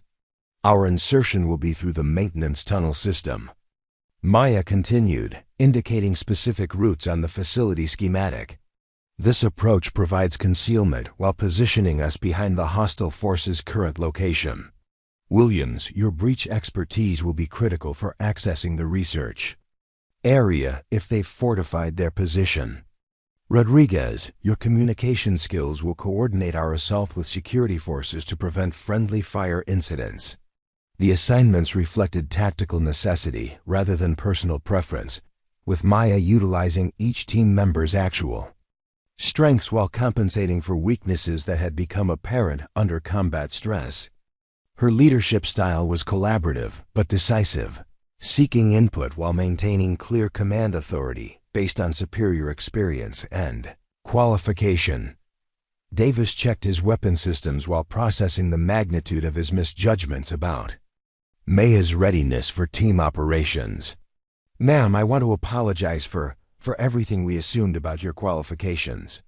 We were completely wrong about who you are and what you're capable of." Maya's expression remained focused on mission preparation, but her voice carried understanding rather than resentment when she responded. "Apologies can wait until after we've neutralized the threat and secured the facility. Right now, I need every team member focused on tactical execution rather than personal reflection." The team began moving toward the maintenance tunnel entrance, their formation reflecting Maya's tactical plan, rather than Williams' previous attempts to minimize her integration with team operations. Rodriguez took point position under Maya's direction, his movement pattern following her specific instructions about approach routes and security procedures.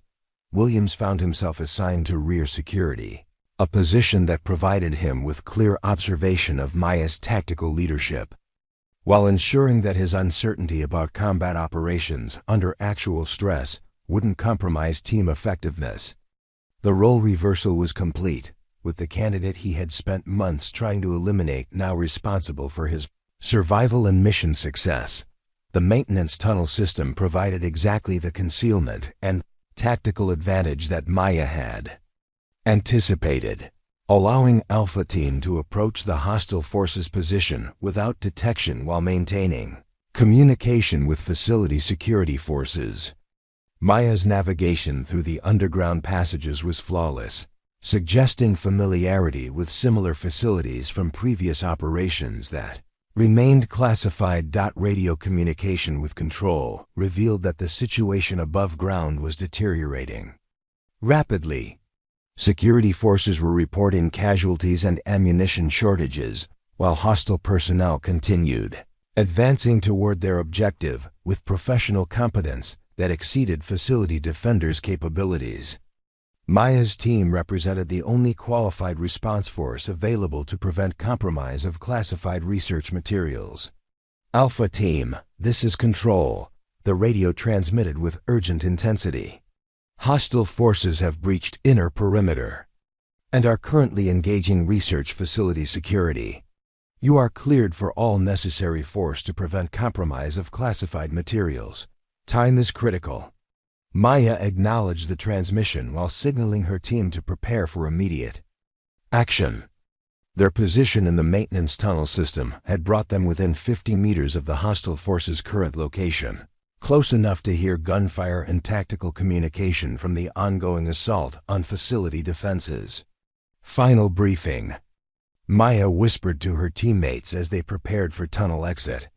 Hostile personnel are professional operators with military training equivalent to our own. They will not surrender easily, and they understand that capture means life imprisonment for espionage. Expect desperate resistance and be prepared for sustained engagement. Williams nodded understanding while checking his breach charges and tactical equipment. Rodriguez tested his communication systems and confirmed frequency coordination with facility security forces. Davis and Martinez verified their weapon status and ammunition loadout while processing final tactical instructions. Paya led the team through the tunnel exit with movements that reflected extensive experience in close-quarters combat operations. Her approach to the tactical situation was methodical and professional, utilizing cover and concealment while positioning team members for maximum effectiveness during the assault phase. The hostile force had established defensive positions around the research facility entrance, their tactical arrangement suggesting significant military training and experience with similar operations. Maya observed their positioning through her scope while formulating an assault plan that would neutralize threats systematically without allowing coordinated resistance. Multiple contacts, professional positioning, military-grade equipment. Maya reported quietly to her team. Standard assault tactics won't be effective against this level of opposition. We're going to use Delta Force doctrine for high-value target elimination.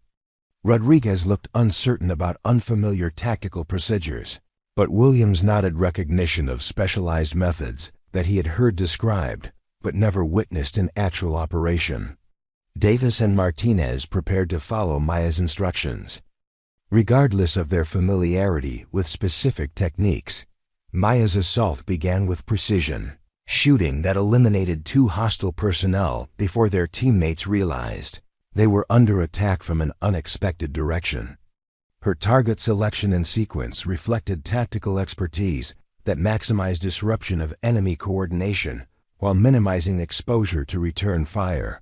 The remaining hostile personnel attempted to establish defensive fire while identifying the source of accurate shooting that was systematically reducing their numbers.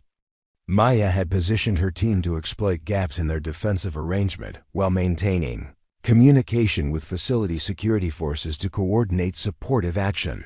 Williams found himself executing breach procedures under Maya's direction with efficiency that exceeded his previous performance during training exercises. Her tactical guidance was specific and effective, utilizing his technical skills while compensating for his limited experience with actual combat operations under stress. Rodriguez's coordination with security forces proved crucial in preventing friendly fire incidents while ensuring that facility defenders could support Alpha Team's assault without compromising tactical positioning. His communication skills were enhanced by Maya's strategic guidance and professional experience with complex multi-unit operations. The engagement lasted 18 minutes and resulted in complete neutralization of hostile forces with no friendly casualties. Maya's tactical leadership had transformed Alpha Team from a dysfunctional unit plagued by personal conflicts into an effective special operations element capable of professional performance under extreme stress. As facility security forces secured the area and began processing classified materials that had been protected from compromise, Williams approached Maya with an expression that reflected complete transformation in his understanding of her qualifications and character. Chun. Maya, I need to say something, Williams began, his voice carrying genuine remorse and professional respect. I was completely wrong about everything. Your qualifications, your readiness, your value as a team member. I let personal bias cloud my judgment about one of the most qualified operators I've ever served alongside. Maya's response was professional rather than emotional, reflecting her focus on mission completion rather than personal vindication. Master Chief, we can discuss evaluation procedures and team dynamics after we've completed after-action reports and ensured facility security. Right now, I need to coordinate with Control about intelligence assessment and threat evaluation. The radio crackled with communication from senior command that would change everything about Maya's future in special operations and Williams' understanding of his role in her development as a leader. The secure communication that arrived 6 hours after the facility assault originated from levels of command that Williams had never directly encountered during his career. Maya stood in the classified briefing room, surrounded by officials whose names didn't appear on standard organizational charts, their presence indicating that the evening's events had implications extending far beyond a single training exercise gone wrong. Staff Sergeant Chun, the senior official began, using Maya's Delta Force rank rather than her SEAL training designation. Your performance tonight exceeded all operational expectations and confirmed assessments that have been under development. For the past 18 months, Williams remained at attention beside Rodriguez, Davis, and Martinez, all of them processing the magnitude of revelations that continued to reshape their understanding of Maya's actual role and qualifications. The facility they had defended contained research projects that existed at classification levels, requiring special compartmentalized clearances, and Maya's access to this briefing indicated security authorizations that superseded anything they had previously encountered. Colonel Patricia Morrison stepped forward with documentation that would transform Maya's career trajectory and Williams' understanding of evaluation procedures under political pressure. Morrison's uniform displayed ribbons indicating special operations service in conflicts that remained classified. Her authority derived from experience with unconventional warfare operations that paralleled Maya's own background. The SEAL training program has been under evaluation for deficiencies in leadership development and team integration procedures, Colonel Morrison explained while reviewing classified assessment reports.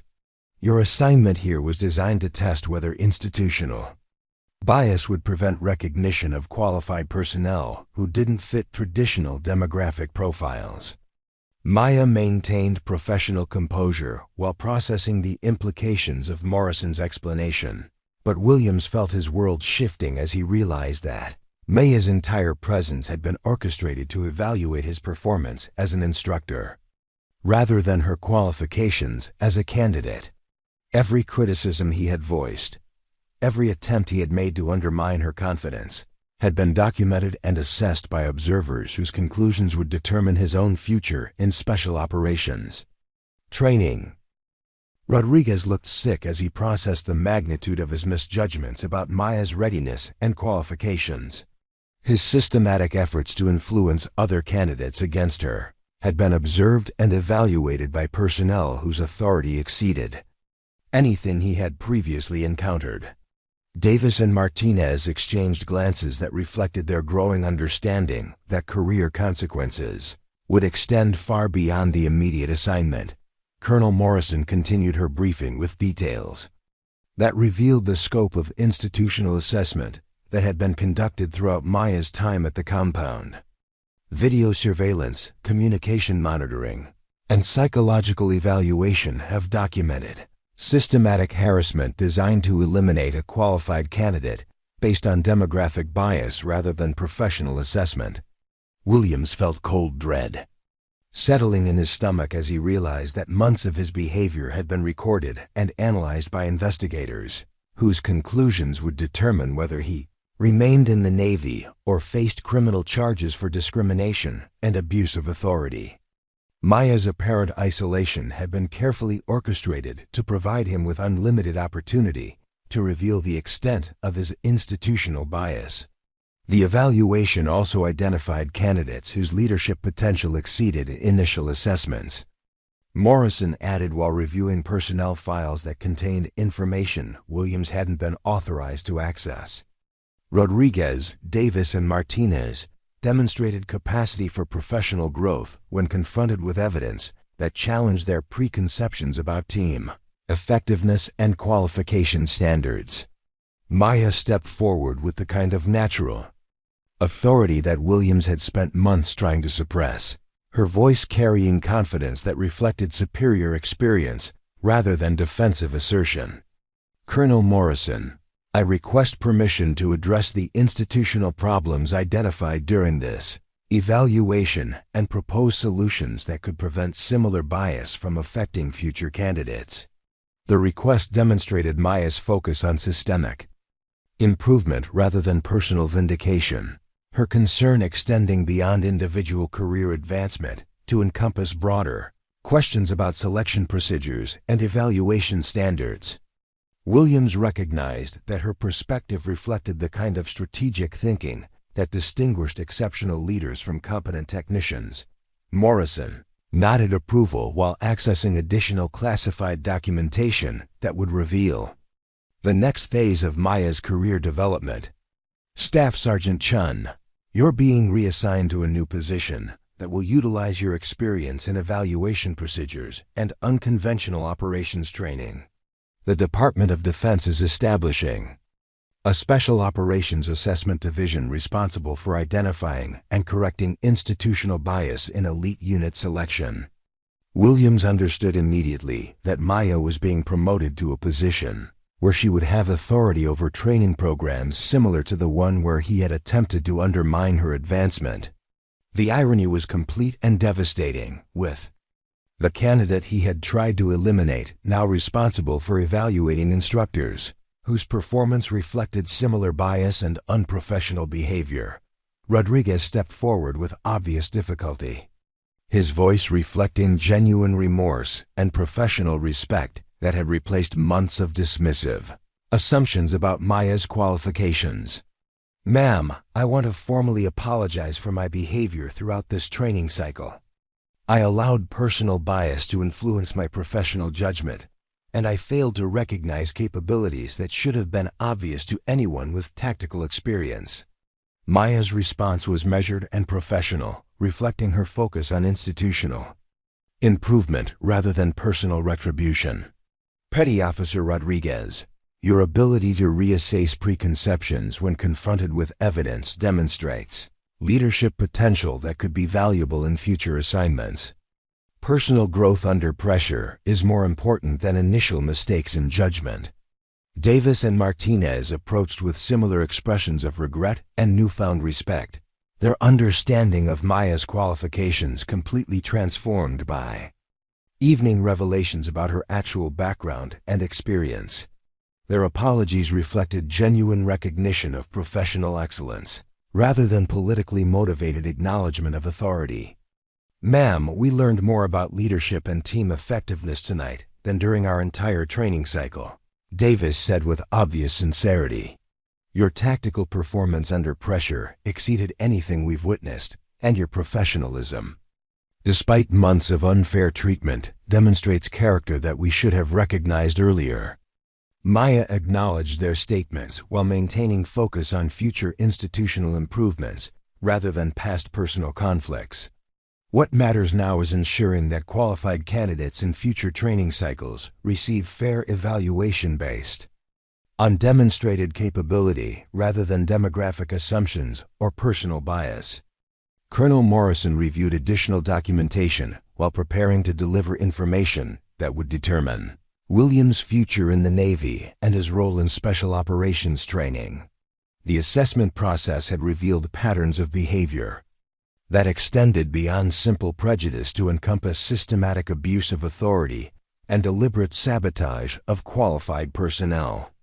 "Master Chief Williams," Morrison began with the kind of formal tone that indicated official judgment rather than casual observation, "Your performance during this evaluation period has been thoroughly documented and assessed by senior command.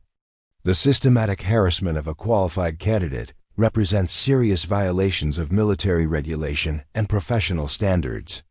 Williams felt his career disintegrating as Morrison outlined specific instances of misconduct that had been observed and recorded throughout Maya's training cycle.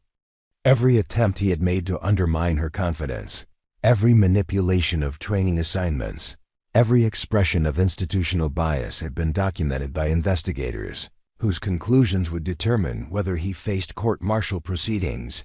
However, Morrison continued, "Staff Sergeant Chen has requested that your case be handled through remedial training rather than punitive action, provided that you demonstrate genuine commitment to professional development and elimination of bias in future assignments." The unexpected reprieve reflected Maya's focus on institutional improvement rather than personal revenge. Her understanding that Williams' experience could contribute to better training procedures if his behavior could be modified through appropriate supervision and education. Williams felt overwhelming gratitude combined with deep shame as he processed the magnitude of Maya's professionalism. Despite months of systematic mistreatment, Maya turned to address her former team with the kind of natural authority that reflected genuine leadership rather than imposed hierarchy. "Your performance tonight demonstrated that effective teams can be built from diverse backgrounds when members focus on mission accomplishment rather than personal prejudice. That lesson will be central to new training procedures being developed for future candidates."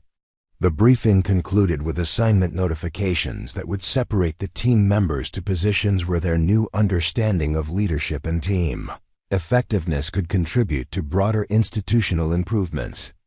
Maya's next assignment would place her in charge of developing evaluation procedures that prevented bias while maintaining selection standards appropriate for special operations requirements. As the officials departed and classified materials were secured, Williams approached Maya with an expression that reflected complete transformation in his understanding of leadership, qualification assessment, and professional responsibility. The conversation that followed would determine whether his career could be salvaged through genuine personal growth or would end with administrative separation from the Navy.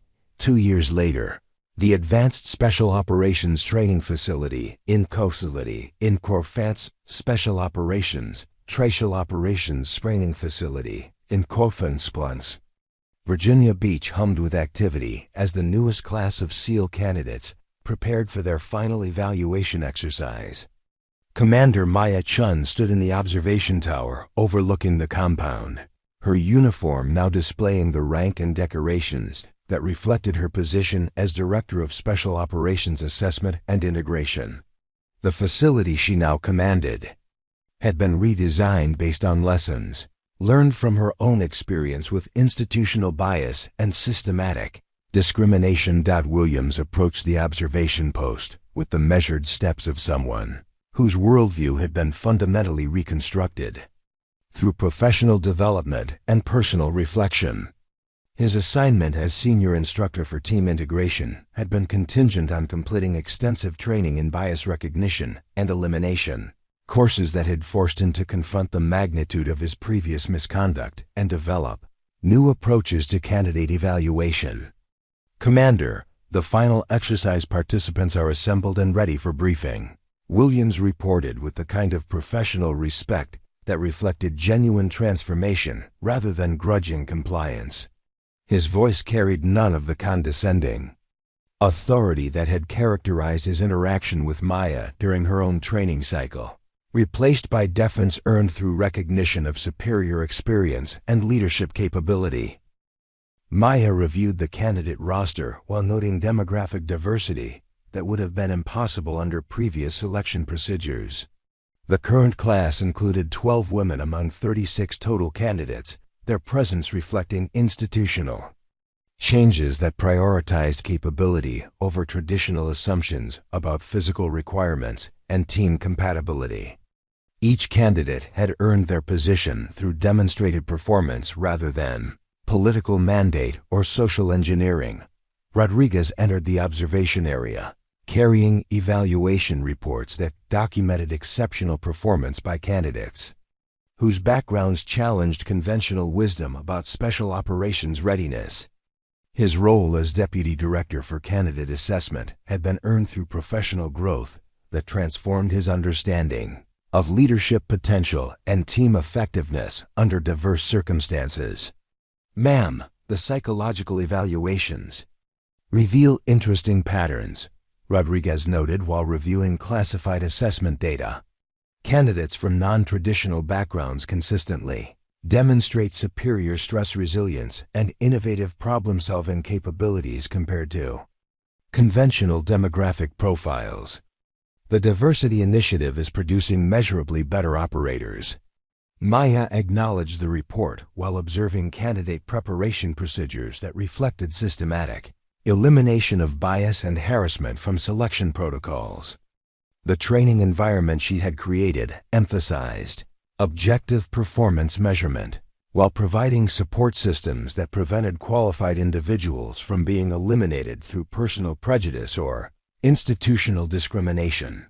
Davis and Martinez had requested transfers to the new facility specifically to serve under Maya's command, their experience during the Nevada crisis having convinced them that her leadership represented the future of special operations training.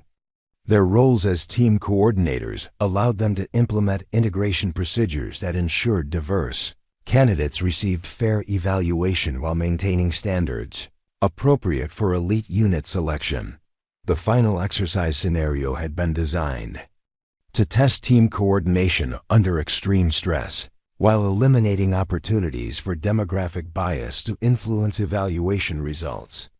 Maya watched as mixed-gender teams prepared for operations that would challenge every aspect of special operations capability without providing advantage to candidates based on traditional physical profiles or conventional tactical approaches. The exercise will involve rescue operations in urban terrain with civilian populations. Maya briefed the observation staff while monitoring preparation activities. Success requires tactical flexibility, innovative problem-solving, and team coordination rather than simple physical dominance or conventional military thinking. We're evaluating adaptability rather than conformity to outdated operational doctrines.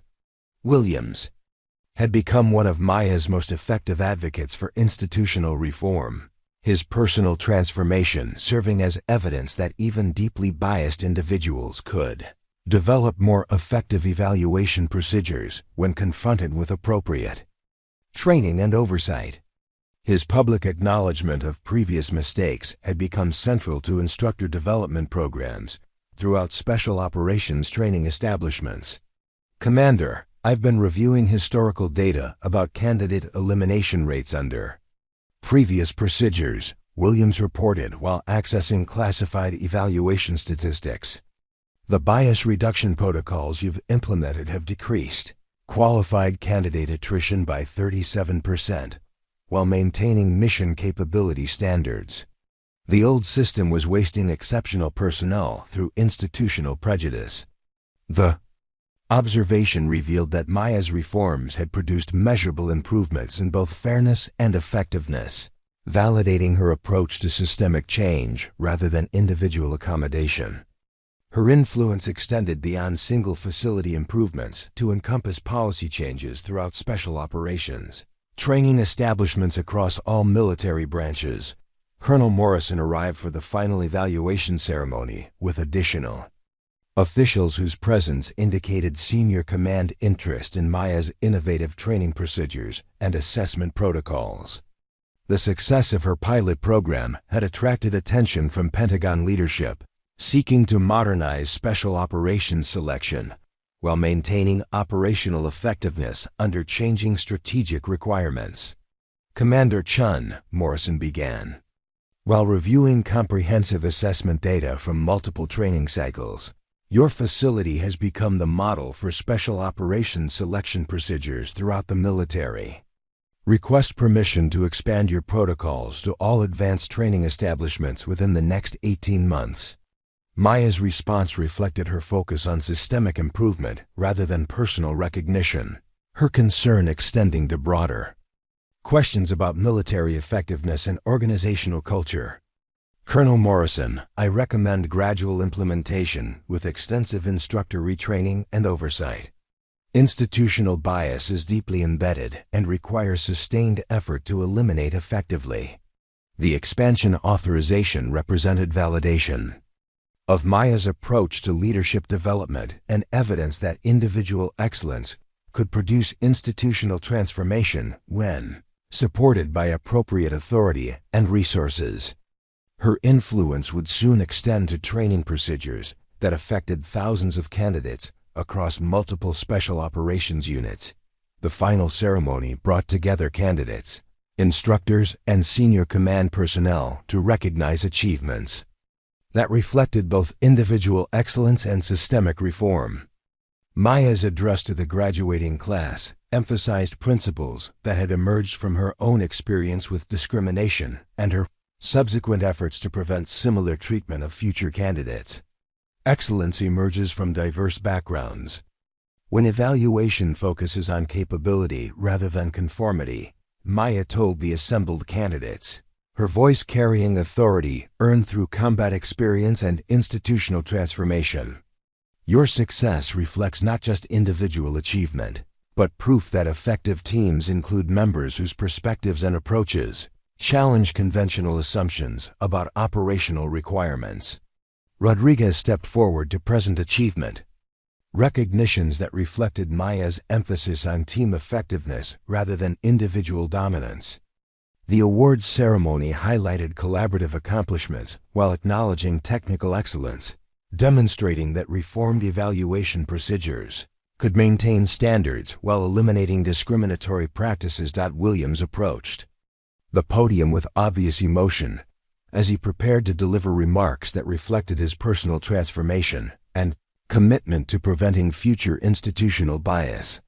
His public acknowledgement of previous misconduct had become central to training programs designed to help instructors recognize and eliminate prejudicial behavior. 2 years ago, I failed to recognize exceptional capability because personal bias prevented objective evaluation, Williams announced to the assembled audience. Commander Chun's leadership taught me that true professional competence requires eliminating prejudice in favor of evidence-based assessment. My mistakes became learning opportunities that improved institutional procedures for everyone. The ceremony concluded with assignment notifications that would distribute graduating candidates to operational units throughout Special Operations Commands, their success reflecting both individual qualification and systematic elimination of barriers that had previously prevented diversity in elite military positions. Maya's influence had produced tangible improvements in both fairness and effectiveness. As the formal proceedings ended and participants began preparing for their next assignments, Maya reflected on the distance traveled from her own experience. As an isolated candidate facing systematic discrimination to her current position, directing institutional reform throughout special operations training. The tattoo on her shoulder had revealed her qualifications during a crisis, but her subsequent leadership had created lasting change that would benefit thousands of future candidates. The facility she now commanded represented more than administrative assignment. It embodied principles that emerged from personal experience with injustice and determination to prevent similar treatment of others. Her legacy would extend beyond individual achievement to encompass systematic transformation that made military service more effective through inclusion of diverse perspectives and capabilities. Maya Chun had survived systematic attempts to eliminate her from special operations training, but her true victory was creating institutions that would prevent future qualified candidates from facing similar discrimination. The woman they had called a liability had become the architect of reforms that made elite military units more effective through recognition that excellence emerged from diverse backgrounds when evaluation focused on capability rather than prejudice. 5 years after that night in the Nevada desert, Maya received a letter from a young Marine named Sarah Rodriguez, no relation to her former teammate. The letter was simple but powerful. Commander Chun, I just graduated from the Marine Special Operations School. I'm the first woman in my family to serve in combat operations, and I wanted you to know that your story gave me the courage to pursue this path. They tried to tell me I didn't belong, but I remembered what you prove, that bullets don't care about your gender, only about your skill. Thank you for changing everything. Maya smiled as she folded the letter and placed it in her desk drawer beside dozens of others just like it. Young women across all military branches were now achieving things that had been impossible just a few years earlier, not because standards had been lowered, but because barriers had been removed and bias had been eliminated. The tattoo on her shoulder had revealed her past, but her actions had shaped the future. Sometimes the most important battles aren't fought on foreign soil. They're fought in the minds and hearts of those who determine who gets the chance to serve. What did you think of Maya's incredible journey from outcast to commander? Her story proves that true strength isn't about fitting in. It's about standing up and changing the system for everyone who comes after you. If stories like Maya's inspire you to believe that one person really can make a difference, hit that subscribe button and join our community of everyday heroes.